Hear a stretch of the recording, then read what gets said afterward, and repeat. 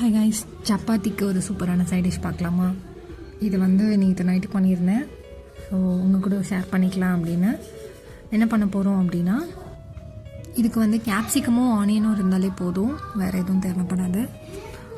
First பெரிய வெங்காயம் இருக்குது இல்லையா, அதை நறுக்கிக்கிட்டு, நான் ஒரே ஒரு பெரிய வெங்காயம் ஒரே ஒரு கேப்சிகம் தான் பண்ணேன். ஒரு 2-3 பேர் சாப்பிட்ற அளவுக்கு வந்தது.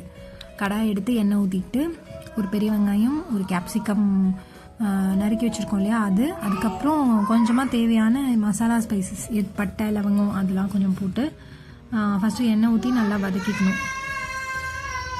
இதில் நான் மசாலாக்காக ஸ்பைசஸும் என்ன போட்டிருக்கேன்னா, பட்டையும் அப்புறம் அந்த இலையும் போட்டிருக்கேன். அதை போட்டு கொஞ்சம் லைட்டாக வதங்கினதுக்கப்புறமே இஞ்சி பூண்டு பேஸ்ட் அரைச்சி வச்சுருக்கவங்க அரைச்சி போட்டுக்கோங்க. அது 1 ஸ்பூன் போடணும். கொஞ்சம் வதங்கினதுக்கப்புறம் 2 ஸ்பூன் தயிர் போட்டுக்கோங்க. போட்டு நல்லா கொஞ்சம் சாஃப்ட் ஆகிற வரைக்கும் வதக்கிக்கோங்க. வதக்கிட்டு ஒரு கை தக்காளி, ஒரு கைனா ஒரு தக்காளி இருந்தால் கரெக்டாக இருக்கும். நான் எல்லாமே கொஞ்சம் கம்மியாக தான் போட்டிருக்கேன், குவான்டிட்டிக்கு ஏற்ற மாதிரி போட்டுக்கோங்க. இதெல்லாம் நல்லா வதங்கி வரும்போது நம்ம என்ன பண்ண போகிறோன்னா,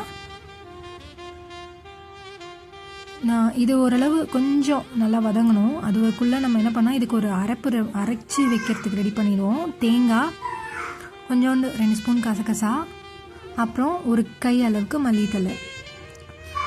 மல்லித்தலை உங்களுக்கு எவ்வளோ வேணுமோ அவ்வளோ, நான் கொஞ்சமாக தான் எடுத்திருக்கேன். ஃப்ளேவருக்காக போட்டு நல்லா அரைச்சி எடுத்துக்கோங்க. கொஞ்சம் மையாக அரைக்கணும். அரைச்சி முடிச்சதுக்கப்புறம் இந்த பக்கம் வெந்துட்டுருக்கு இல்லையா, இதில் ஒரு 2 ஸ்பூன் மிளகாத்தூள், ஒரு 1/2 ஸ்பூன் வெறும் மிளகாத்தூள். நான் அப்புறம் கரம் மசாலா வீட்லேயே கொஞ்சம் அரைச்சி வச்சுருக்கேன். அது பிரியாணிக்கு கூட யூஸ் பண்ணிக்கலாம். அந்த மசாலா நான் இன்னொரு டைம் உங்களுக்கு போஸ்ட் பண்ணுறேன். அதில் ஒரு 1/2 ஸ்பூன் சேர்த்துக்கலாம். சேர்த்து நல்லா எல்லாத்தையும் ஒரு பச்சை வாசனை போகிற வரைக்கும் வதக்கிக்கணும். நல்லா கொஞ்சம் வதங்கி பச்சை வாசனை போகிற வரைக்கும் கொஞ்சம் தீஞ்சிடாமல் வதக்கணும். ஸோ அந்தளவுக்கு வதங்கி வரும்போது இந்த மாதிரி ஒரு பெரிய டம்ளர் அளவு தண்ணி ஊற்றிட்டு நல்லா ஒரு கொதி வர வரைக்கும் வெயிட் பண்ணணும். அப்படி வெயிட் பண்ணோம் அப்படின்னா கொஞ்சம் நல்லா அந்த பபிள்ஸ் வரும். அந்த டைமில் நம்ம என்ன பண்ணுறோன்னா, அரைச்சி வச்சுருக்க தேங்காய் விழுது இருக்கு இல்லைங்களா, அதை இதில் சேர்த்துக்கணும். சேர்த்து அது ஒரு நல்ல கொதி வர வரைக்கும் கொஞ்சம் தண்ணியாக இருக்கிறது கொஞ்சம் கெட்டியாக சேர்ந்து வரணும். அந்த அளவுக்கு கொஞ்சம் நல்லா கொதிக்கணும். அப்போ பச்சை வாசனையும் போயிருக்கும், உங்களுக்கு கரெக்டான கன்சிஸ்டன்சியும் வந்திருக்கும். அதை அந்த டைமில் தேவையான அளவு உப்பு லைட்டாக சேர்த்துக்கணும்.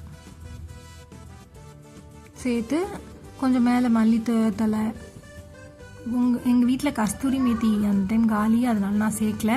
இருந்தால் நீங்களும் கொஞ்சம் சேர்த்து மேலாக தூவி சேர்த்து ஒரு 5 நிமிட்ஸ் மூடி வச்சுருங்க. சூப்பரான ஒரு கேப்சிகம் ஆனியன் கிரேவி ரெடி. இதை சப்பாத்திக்கு வச்சு சாப்பிட்டா சூப்பராக இருக்கும். நான் ட்ரை பண்ணேன், சூப்பராக இருந்தது.